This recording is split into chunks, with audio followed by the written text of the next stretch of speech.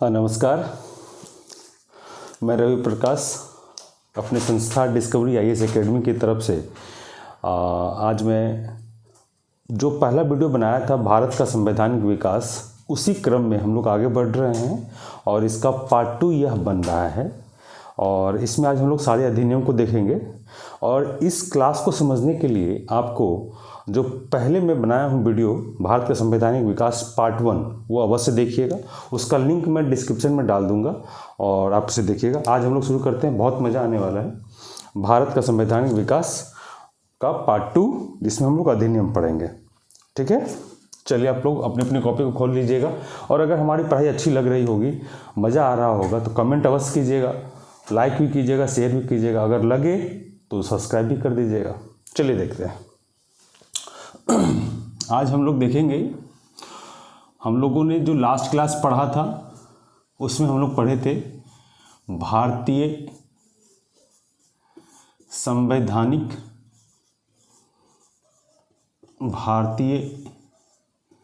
संवैधानिक विकास। तो इसका तो हम लोग जो महत्वपूर्ण पहलू सब थे वो तो पढ़ लिए थे। इसका अधिनियम एक पार्ट होता है अधिनियम।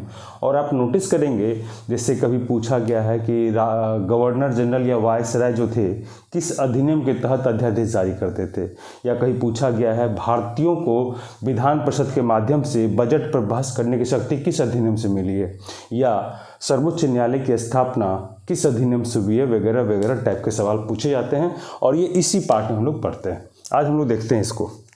चलिए आप लोग कॉपी खोल लीजिएगा और वाकई बहुत मज़ा आएगा, देखिएगा। तो भारत के संवैधानिक विकास में जो हम लोग सबसे आज महत्वपूर्ण चीज़ों को डील करेंगे वो है अधिनियम। अधिनियम को आप इंग्लिश में एक्ट भी बोल सकते हैं और ये फ्लो चार्ट जरूर बनाइएगा। इस एक्ट में हम लोग इसको आप लोगों के आसानी के लिए, आप लोग को आसान तरीके से समझ में आए, इसके लिए इस अधिनियम को हमने 2 भागों में बांटा है।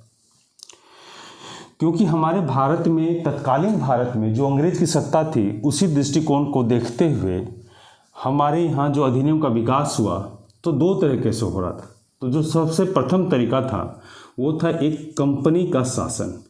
यहाँ मैं सिर्फ कंपनी लिख रहा हूँ, लेकिन आप अपने कॉपी में जो राइट डाउन करेंगे वो ईस्ट इंडिया कंपनी। तो कंपनी का शासन, कंपनी का शासन। अब आगे इसी क्रम में बढ़ते, इसका दूसरा पार्ट क्या था? तो ब्रिटिश ताज, याद रखिएगा, ब्रिटिश ताज। यहां ताज का अर्थ में समझाऊंगा, का शासन। अब देखिएगा यहाँ पे जो ये ताज है, ये क्राउन अर्थात वहाँ के राजा जो वहाँ के श्रेष्ठ रहे होंगे, जो ऑनर रहे होंगे, उनके माध्यम से जो सत्ताएं चल रही थी उस सत्ता की बात हो रही है। उसके माध्यम से जो अधिनियम डेवलप हुआ वो बात हो रही है। अब यहाँ पे हम देखेंगे, यहाँ पर जो हम लोग पढ़ेंगे कहाँ से कहाँ तक का पढ़ेंगे अधिनियम, ये ध्यान रखिएगा।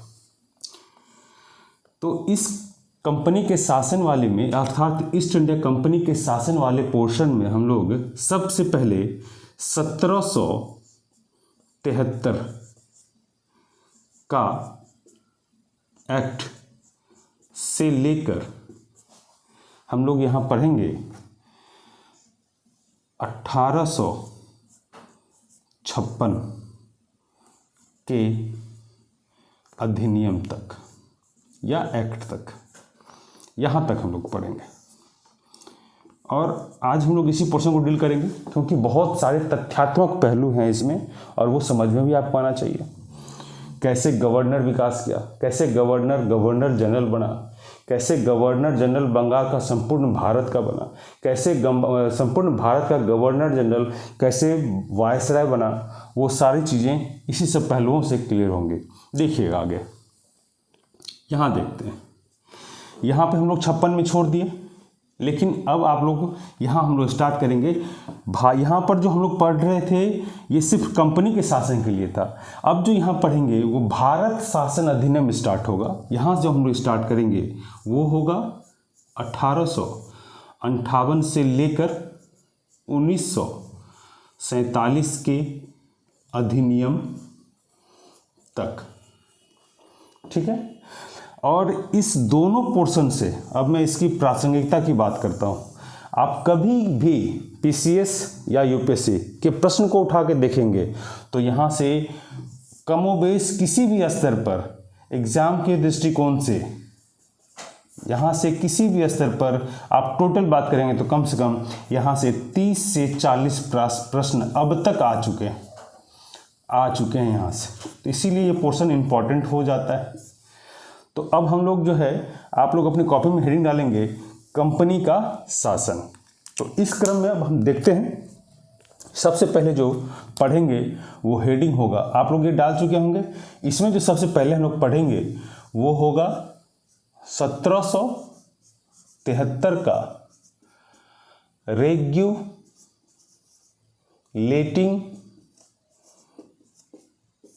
एक्ट। 1773 का रेगुलेटिंग एक्ट। देखिएगा, बहुत मज़ा आएगा, बहुत परेशान होने की बात नहीं है, बहुत मज़ा आने वाला है। देखिएगा, इसमें महत्वपूर्ण बातें मैं सब कुछ बताऊंगा। अभी मैं आपको थोड़ी देर पहले बताया क्या, कंपनी का शासन, यानी इस कंपनी को चलाने के लिए इस अधिनियम के माध्यम से एक सबसे महत्वपूर्ण चीज़ पेश किया था। वो था क्या, याद रखिएगा, कंपनी के लिए, हाँ एक बात याद रखिएगा, जब भी मैं कंपनी बोलूँ तो आपको ईस्ट इंडिया कंपनी समझना है। कंपनी के लिए मैं इन्वर्टेड कॉमा में देता हूँ, पहली बार लिखित संविधान, पर कंपनी के लिए पहली बार लिखित संविधान पेश किया गया था इस अधिनियम के तहत। ये बहुत इंपॉर्टेंट है।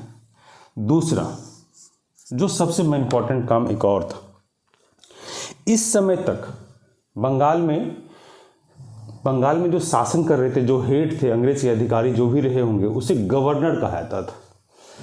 तो बंगाल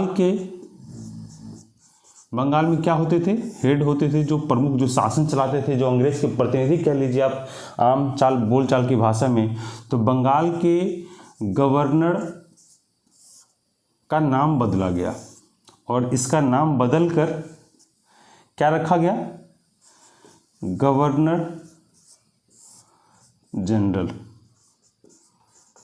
क्या कहा गया इसे, गवर्नर जनरल कहा गया।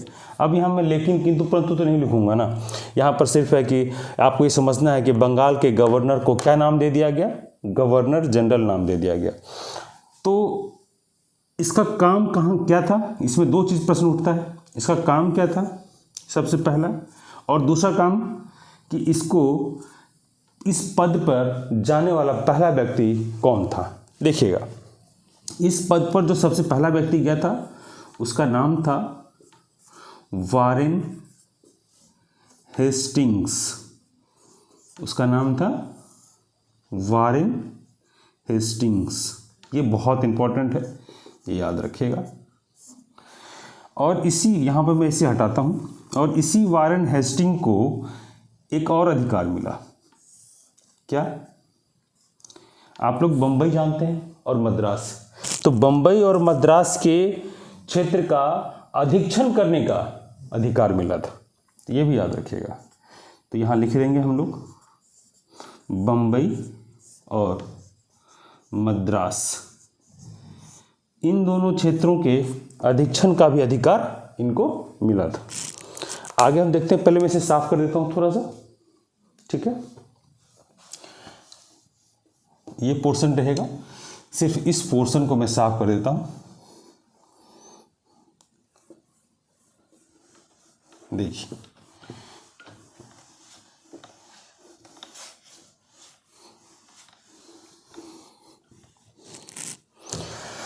मैं बताया कि पहला काम क्या था, कंपनी के लिए एक लिखित संविधान पेश किया गया। दूसरा क्या बताया, बंगाल में जो गवर्नर पद होते थे इसका नाम बदलकर गवर्नर जनरल कर दिया गया। एंड इस पद पर जाने वाले प्रथम व्यक्ति कौन थे, वारेन हेस्टिंग्स थे। और इनको बम्बई और मद्रास, इन दोनों क्षेत्रों का भी अधीक्षण कार्यभार मिला, देखने का, संभालने का। ये दो काम में बताया, पहला ये हुआ, ये दूसरा हो गया।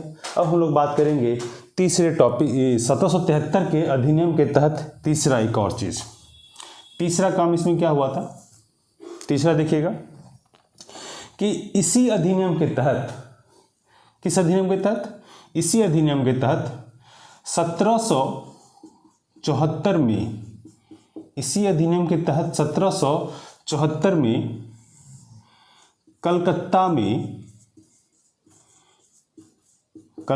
में एक सर्वोच्च न्यायालय की स्थापना हुई थी।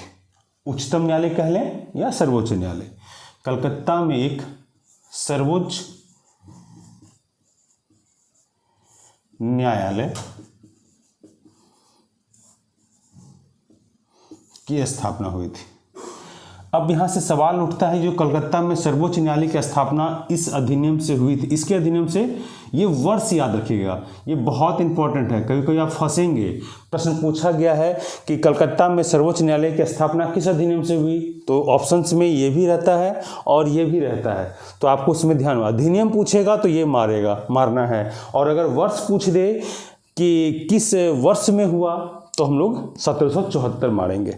ठीक है, तो अब यहाँ पर एक प्रश्न और बनता है कि कलकत्ता में जो सर्वोच्च न्यायालय की स्थापना हुई थी, यह कितने सदस्यीय था, तो याद रखिएगा इसमें कुल सदस्य अगर पूछ दे, ये भी बहुत इंपॉर्टेंट है, अगर कुल सदस्य पूछे, कुल सदस्य, तो याद रखिएगा कुल सदस्य की संख्या 4 थी। कितनी थी? 4। तो प्रश्न यहाँ पर अगर घुमा सकता है, यहाँ पे प्रश्न दो तरीके से आते हैं।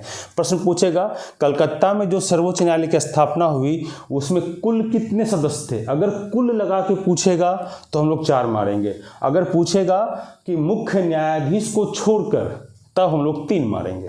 ठीक है ना, तो 4 सदस्य थे, जिसमें सब मुख्य न्यायाधीश का नाम बहुत इंपॉर्टेंट है और ये बहुत बार पूछा भी गया है, यूपीएससी में, पीसीएस में बहुत बार, बीपीएससी, एमपी, राजस्थान, छत्तीसगढ़, बहुत जगह पूछा गया है। मुख्य न्यायाधीश, तो मुख्य न्यायाधीश थे इसके सर, ये नाम मैं लिख देता हूँ, एलिजा इम्पे। कौन थे? Sir Elijah Impey. बहुत आसान है, इसमें 3 सदस्य न्यायाधीश थे, सदस्य न्यायाधीश यहाँ मैं कर दिया हूँ। इसका नाम भी याद रखेंगे आप लोग, बहुत इंपॉर्टेंट है कि कलकत्ता में सोचना साहब 4 सदस्य, कुल कितने सदस्य थे, तो 4। अगर इसको छोड़ के पूछेगा 3 सदस्य, मुख्य न्यायाधीश को लेकर पूछेगा तो 4 सदस्य। पहला सदस्य का नाम था चैम्बर्स, दूसरा सदस्य का नाम था ले मिस्टर, और तीसरे सदस्य का नाम था हाइड।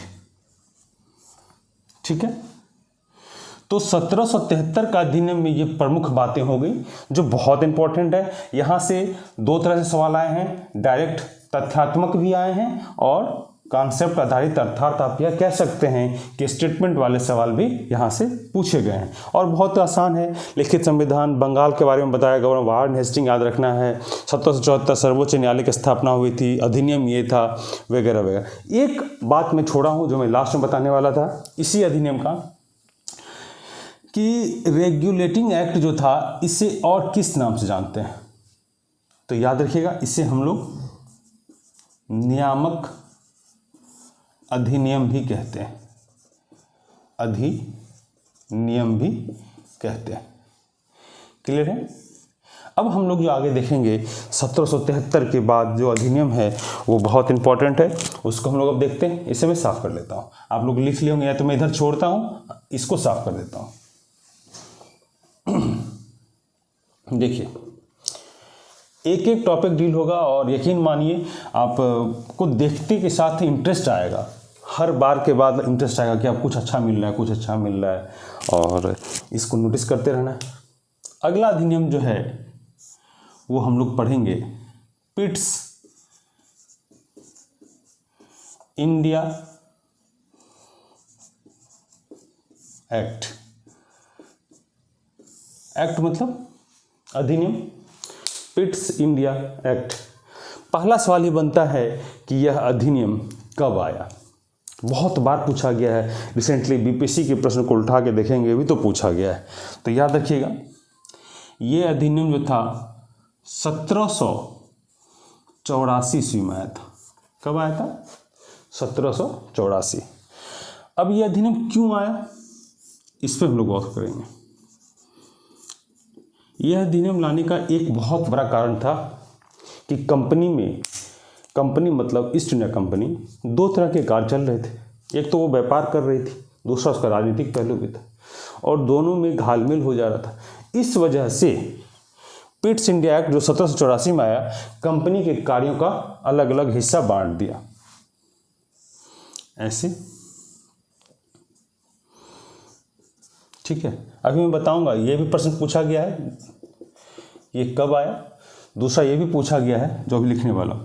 तो कंपनी के कार्यों को बांटा गया, तो पहला इधर बांट दिया राजनीतिक, और दूसरा इधर बांट दिया व्यापारिक। पहला क्या बोला? राजनीतिक, और दूसरा क्या? व्यापारिक। देखिएगा, राजनीतिक को कौन प्रबंधन कर रहा था, मैनेजमेंट कौन कर रहा था इसका, ये देखिएगा। यही वाला पोर्शन से प्रश्न पूछा गया है, बहुत बार पूछा गया है। आप किसी भी पुस्तक में लौट के देखिएगा। तो क्या कौन प्रबंधन कर रहा था इसका? तो उसका नाम था नियंत्रण परिषद। उसका नाम क्या था? नियंत्रण परिषद। इंग्लिश में इसको बोलते हैं बोर्ड ऑफ कंट्रोल। ये इसको नियंत्रित कर रहा था, और इसका नियंत्रण करने के बाद इसका कार्य क्या था? ये प्रबंधन देख रहा था। कंपनी के राजनीतिक कार्यों का प्रबंधन नियंत्रण परिषद देख रही थी। मैं रिपीट कर देता हूँ, कंपनी के राजनीतिक कार्यों का प्रबंधन नियंत्रण परिषद देख रही थी। हम लोग आएंगे यहाँ, इसके व्यापारिक कार्यों का अधीक्षण कौन कर रहा था? तो याद रखिएगा, बोर्ड ऑफ डायरेक्टर, जिसे हम लोग हिंदी में निदेशक मंडल बोलते हैं। निदेशक मंडल बोलते हैं। और ये क्या कर रहा था? कंपनी के व्यापारिक कार्यों का अधीक्षण कर रहा था। ये क्वेश्चन पूछा गया है कि पिट्स इंडिया एक्ट के तहत कंपनी के व्यापारिक कार्यों का अधीक्षण कौन कर रहा था? तो निदेशक मंडल। कब कर रहा था? तो 1784 ईस्वी में। तो ये एक ही बार प्रश्न पूछा गया है मात्र। लेकिन नियंत्रण परिषद की स्थापना किस अधिनियम से हुई, ये कम से कम तो 100 बार से ऊपर पूछा गया है। आप किसी भी प्रश्न को उठा के देख लीजिएगा, यूपीएससी, बीपीएससी, स्टेट पीएससी, किसी को उठा के देखिएगा, अन जनरल सामान्य एग्जामों में भी बहुत सारे सवाल यहाँ से पूछे गए। प्रश्न सिंपल पूछा है, नियंत्रण परिषद की स्थापना किस अधिनियम से हुई? तो 1784 के अधिनियम से। या पिट्स इंडिया एक्ट कब आया? तो 1784। सुमेलित करने के लिए ये पोर्शन आता है, मिलाने के लिए यहाँ से सवाल। ठीक है, अब हम लोग यहाँ से आगे बढ़ेंगे। पिट्स इंडिया एक्ट कंप्लीट हो गया, और अब हम लोग यहाँ से आगे देखते हैं।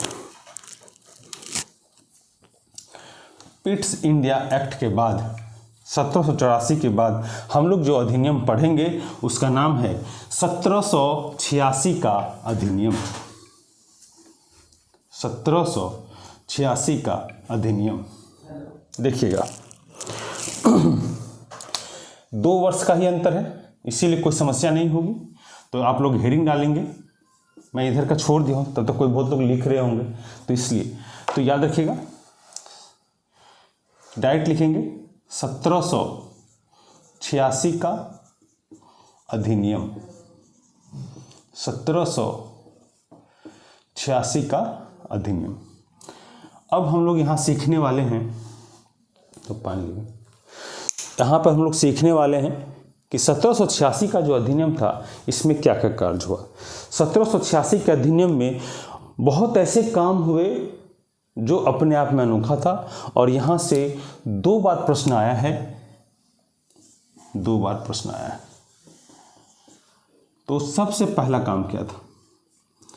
अभी आपको थोड़ी देर पहले आप याद कीजिएगा 1773 का रेगुलेटिंग एक्ट। रेगुलेटिंग एक्ट में आपको पढ़ाया कि गवर्नर जो थे बंगाल के, उनको गवर्नर जनरल कह दिया गया, नाम दिया गया, और जो व्यक्ति बने उनका नाम था वारेन हेस्टिंग्स। अब उसी गवर्नर जनरल के पावर में, शक्तियों में वृद्धि की गई। देखिएगा,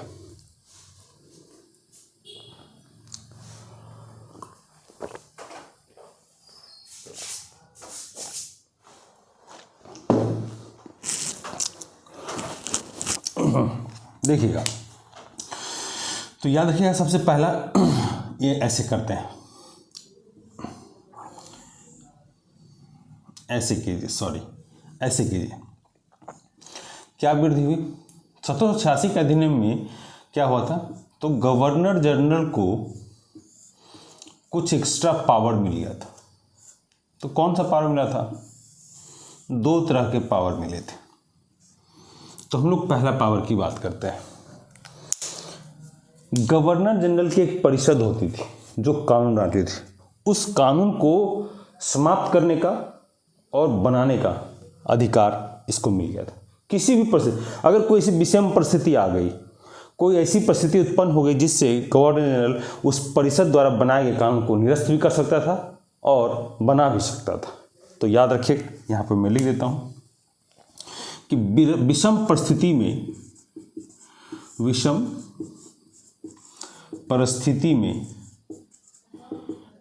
परिषद के कानून को निरस्त कर सकती थी या निर्माण भी कर सकती थी। तो ये दोनों बहुत इंपॉर्टेंट है।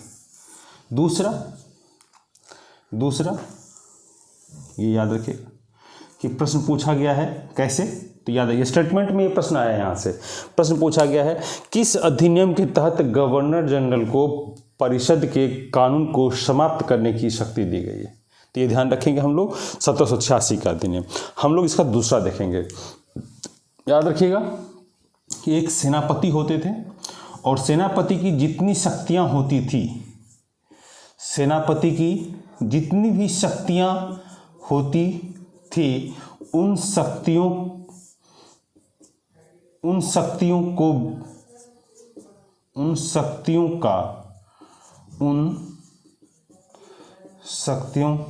का अधिकार भी मिला। मतलब सेनापति के पास जितनी शक्तियां होती थी वो सभी शक्तियां किसको मिला? गवर्नर जनरल को। यहाँ ही बात समाप्त नहीं होती है, अब बात समाप्त होगी किस पर? कि ये दोनों अधिकार पाने वाला कौन गवर्नर जनरल था। ये बहुत इंपॉर्टेंट है, ये प्रश्न में पूछा गया है। याद रखिएगा, ये दोनों अधिकार पाने वाला जो व्यक्ति है उसका नाम है लॉर्ड कॉर्नवालिस। उसका नाम है लॉर्ड कॉर्नवालिस। ये बहुत इंपॉर्टेंट है। ठीक, हम लोगों ने अब तक 3 अधिनियम देखा। 1773 का अधिनियम, दूसरा हम लोगों ने देखा पिट्स इंडिया एक्ट 1784 का अधिनियम, तीसरा हम लोगों ने देखा 1786 का अधिनियम। अब हम लोग इसके आगे देखेंगे। मैं इधर का पोर्शन साफ कर लेता हूँ।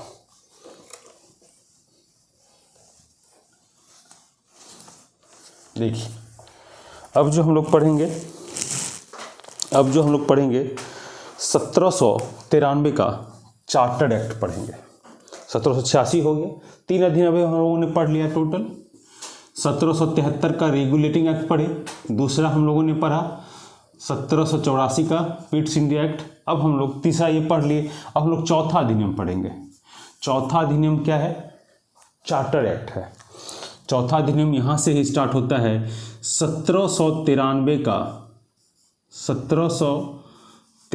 का चार्टर एक्ट।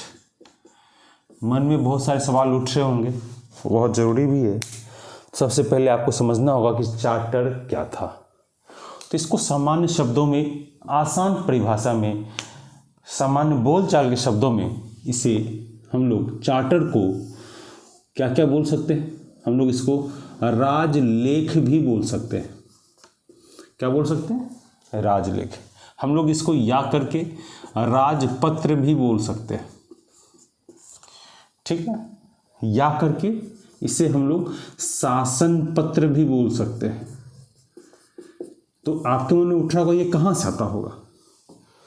तो ये क्राउन से आता था, जो डायरेक्ट सत्ता में वहाँ से नियंत्रण कर रही थी कंपनी को।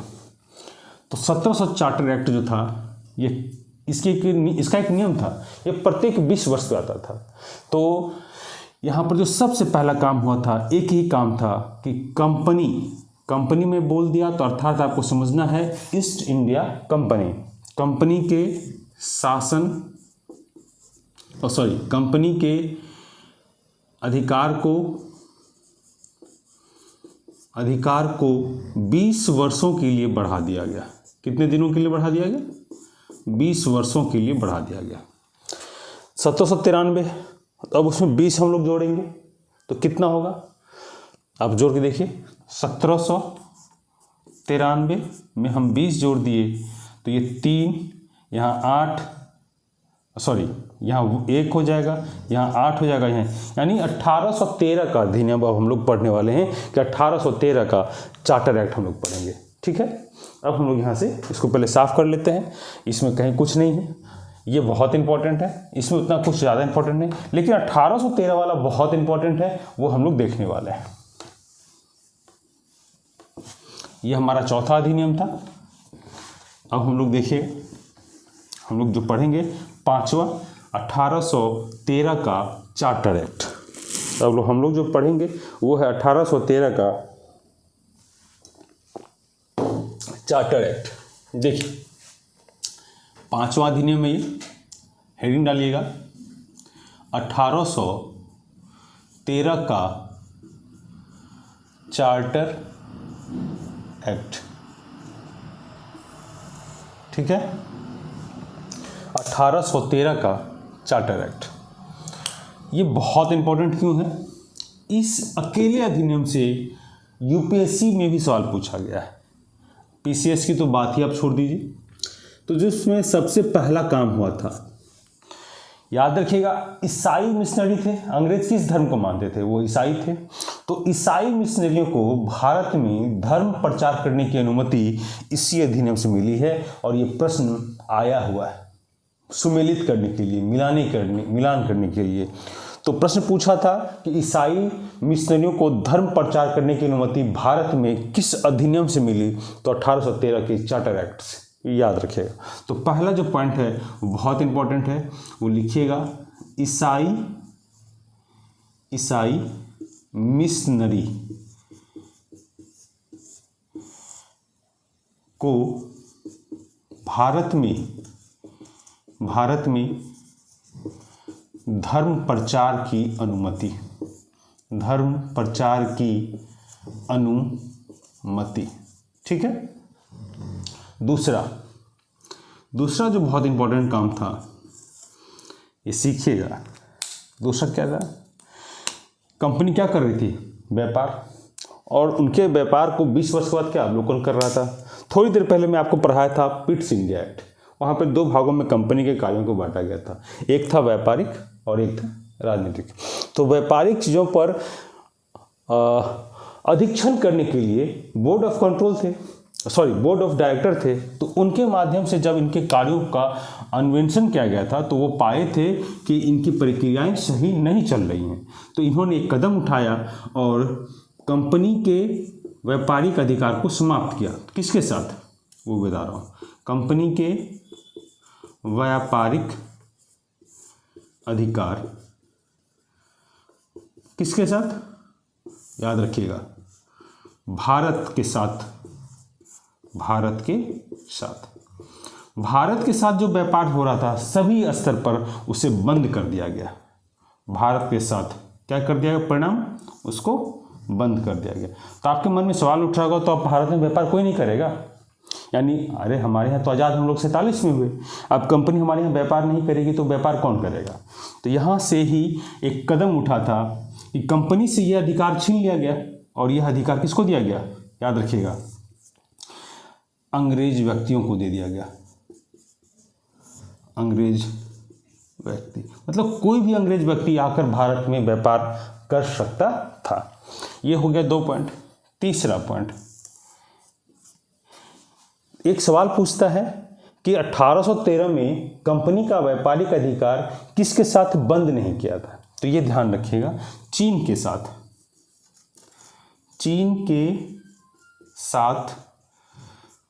चाय का होने वाला व्यापार छोड़ दिया गया था, उसे करने दिया गया था। चीन के साथ चाय का होने वाला व्यापार को छोड़ दिया गया था। ये ध्यान रखिएगा। तो इसमें 3, ईसाई मिशनरी को धर्म प्रचार करने की अनुमति। दूसरा, कंपनी के व्यापारिक अधिकार, भारत के साथ जो व्यापार हो रहा था उसे बंद किया गया। और सामान्य अंग्रेज व्यक्ति को भारत में व्यापार करने का अधिकार दिया गया। ये लाइन कंप्लीट करना चाहते हैं तो लिख लीजिएगा, सामान्य अंग्रेज व्यक्ति को भारत में व्यापार करने का अधिकार दिया गया है। ठीक है। चीन के साथ चाय का होने वाला व्यापार को छोड़कर, अर्थात तो उसमें प्रतिबंध नहीं लगाया था। यहाँ पर याद रखिएगा, चीन के साथ जो चाय का व्यापार चल रहा था उसमें प्रतिबंध नहीं लगाया था। तो हम लोग चौथा पढ़ लिए, 5वां पढ़ लिए। और चार्टर की एक विशेषता होती है, 20 वर्ष पे आता है। तो 1793 के बाद 13 में आया। अब 13 में हम लोग 20 वर्ष जोड़ेंगे तो 33 हो जाएगा। तो हम लोग हेडिंग डालेंगे 1833 का चार्टर अधिनियम, चार्टर एक्ट, कुछ भी। ठीक है, चलिए आप लोग अब हेडिंग डालिएगा।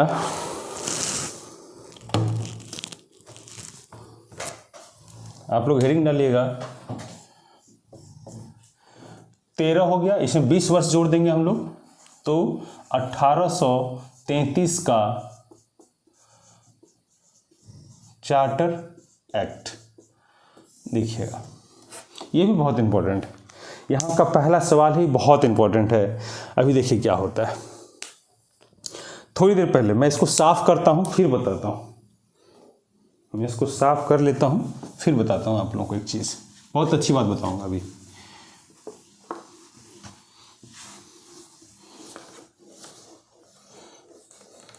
देखिएगा, वाकई आपको लगेगा कि ये कैसे हो गया।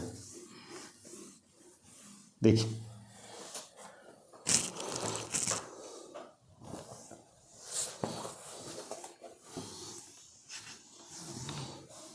देखिएगा,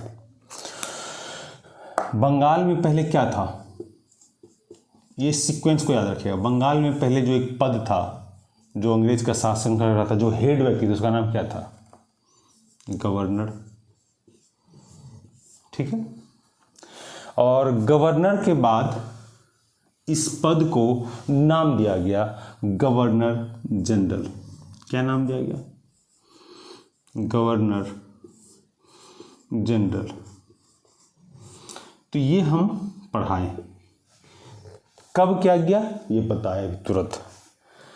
अब हम लोग यहाँ के बाद, ये गवर्नर जनरल सिर्फ नाम बदला गया था लेकिन था कहाँ? यहाँ ही था। और इसको सिर्फ 2 क्षेत्र का एक्स्ट्रा अधिकार मिल गया था, बम्बई और मद्रास का। लेकिन अब ये तब भी सीमित था कहाँ तक का? यहाँ तक का ही सीमित था। गवर्नर जनरल कहाँ? बंगाल तक का ही सीमित था। अब ये गवर्नर जनरल जो था बंगाल का, अब ये संपूर्ण भारत का होगा। अब ये गवर्नर जनरल कहाँ का हो जाएगा? ये संपूर्ण भारत प्रशासन करेगा। संपूर्ण भारत के किसी भी हिस्से पर ये कानून बनाने का अधिकार रखेगा। और इसके बाद जो मैं पढ़ाऊंगा कल, वहाँ पर ये बदल जाएगा और वहाँ पर क्या आ जाएगा? वायसराय। ठीक है। तो ये याद कैसे रखिएगा, समझिएगा। हम एक रिकैप दे रहे हैं आप लोगों को। बंगाल में पहले जो प्रमुख थे उसे क्या बोलते थे? गवर्नर। बंगाल के गवर्नर जो थे उनके पद का नाम बदल कर क्या कर दिया गया? Governor general. लेकिन थे कहाँ के? बंगाल के। बंगाल तक ही सीमित थे। सिर्फ 2 क्षेत्र में इनका अधिकार दिया गया अधीक्षण करने का, मद्रास और बम्बई का। लेकिन गवर्नर जनरल भारत का, संपूर्ण भारत का बना किस अधिनियम से? अभी हम लोग इसकी बात करेंगे, इसी अधिनियम से। उसके बाद ये हम लोग टॉपिक पढ़ेंगे वायसराय कैसे बना। ठीक है। और ये कौन बने थे ये भी बता दिए। अब हम लोग यहाँ देखेंगे इसमें सबसे पहला काम क्या? बंगाल के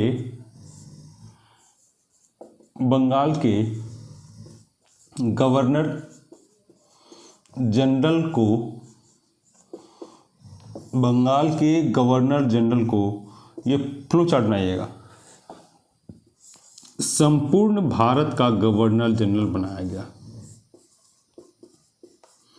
संपूर्ण भारत का क्या बना? गवर्नर जनरल बना।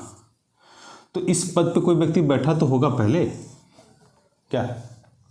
ये बहुत इंपॉर्टेंट है, ये पूछेगा और पूछा गया है। तो इस पद पर जो व्यक्ति बैठा था उसका नाम क्या था? तो याद रखिएगा, उसका नाम था विलियम बेंटिक। उसका नाम था विलियम बेंटिक।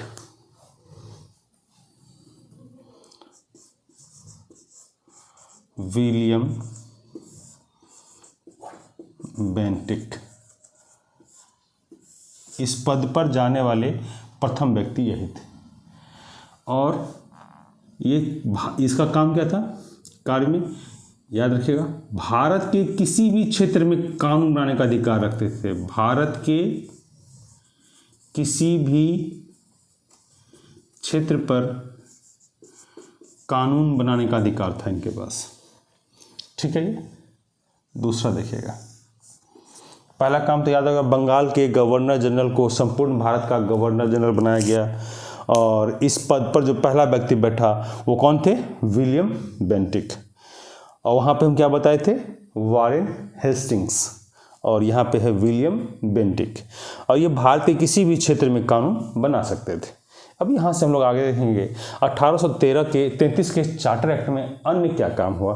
तो देखिएगा कि एक व्यक्ति थे लॉर्ड मैकाले। लॉर्ड मैकाले की अध्यक्षता में इसी समय में एक विधि आयोग की स्थापना हुई थी। और ये क्वेश्चन यूपीपीसीएस में पूछा गया है। ठीक है ना? तो आप लोग लिखेंगे लॉर्ड मैकाले की अध्यक्षता में प्रथम, लगाइएगा, प्रथम विधि आयोग का गठन। प्रथम विधि आयोग का गठन किया गया था। दूसरा, अगला पॉइंट देखेंगे, यहाँ पर हम लोगों ने एक व्यापार जो भारत के साथ बंद हुआ था उसके बाद भी कंपनी की गतिविधि सही नहीं हुई थी। तो क्या किया गया कि कंपनी का चीन के साथ होने वाले चाय के व्यापार पर पूर्णतः प्रतिबंध लगा दिया गया। तो यहाँ हम लोग राइट डाउन करेंगे उसको, चीन के साथ होने वाले चाय के व्यापार पर पूर्णतः प्रतिबंध लगा दिया गया। ठीक है। अब यहाँ एक चीज़ और नोटिस कीजिएगा, तो अब कंपनी क्या करेगी? सवाल उठता है कि नहीं उठता है? कंपनी क्या करेगी? तो याद रखिएगा, कंपनी के लिए एक निर्देश जारी किया गया।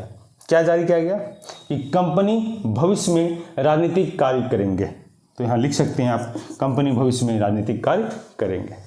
क्लियर है? एक चीज़ और हुआ था, एक और काम हुआ था।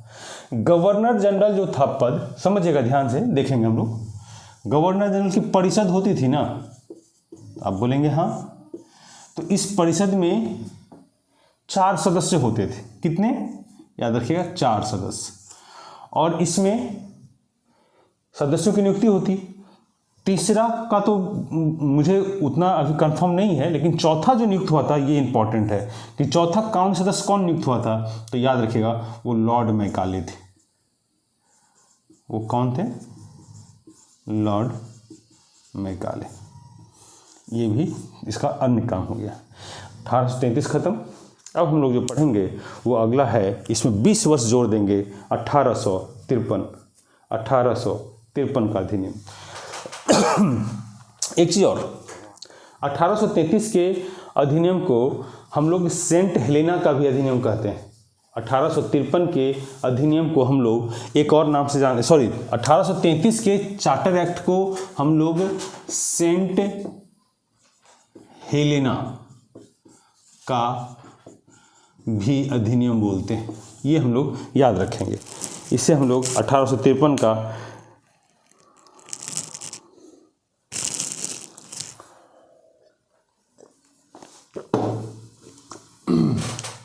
सेंट 1833 के चार्टर एक्ट को हम लोग सेंट हेलेना का भी अधिनियम कहते हैं। ठीक है। अब हम लोग इस क्रम में देखेंगे आगे कि हाँ, एक और इम्पोर्टेंट काम हुआ। ये क्वेश्चन पूछा भी गया है, मैं छोड़ रहा था लेकिन याद आ गया मुझे कि 1833 के चार्टर एक्ट में भारत में सर्वप्रथम केंद्रीय शासन प्रणाली का गठन किया गया था। बहुत इंपॉर्टेंट है, ये लिख लीजिएगा। भारत में इस अधिनियम के तहत भारत में सर्वप्रथम केंद्रीय शासन प्रणाली, ये स्टेटमेंट में पूछा गया है, का गठन किया गया। ठीक है, ठीक है यहाँ तक।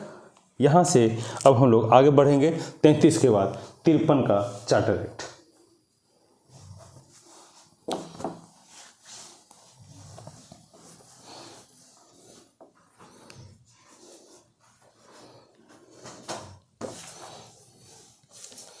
आज का ये हम लोग का जो अधिनियम वाला टॉपिक है थोड़ा सा फैक्चुअल है, लेकिन फिर भी बहुत इंपॉर्टेंट टॉपिक है, ये ध्यान रखना है। अब हम लोग जो पढ़ेंगे वो है 1833 में हम लोग 20 वर्ष जोड़ देंगे तो वो कौन सा अधिनियम हो जाएगा?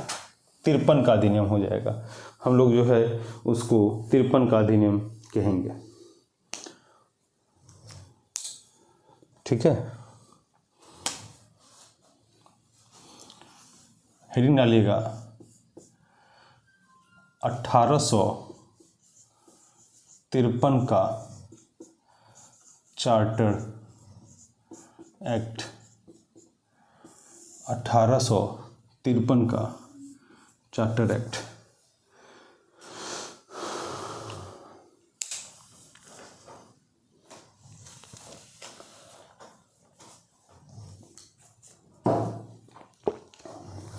इसमें दो काम हुए मुख्य रूप से।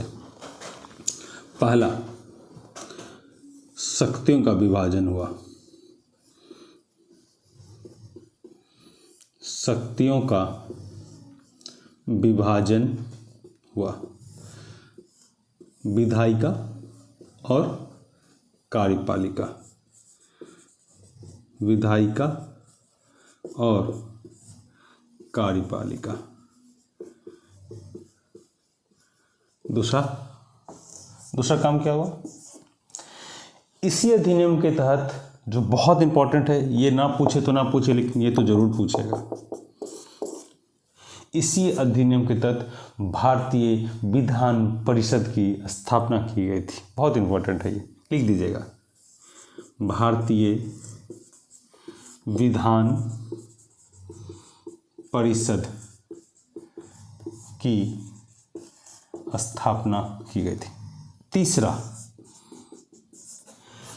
सिविल सेवा की परीक्षा उसमें भी होती थी, तो उसमें पहले हम लोगों के साथ भेदभाव होता था।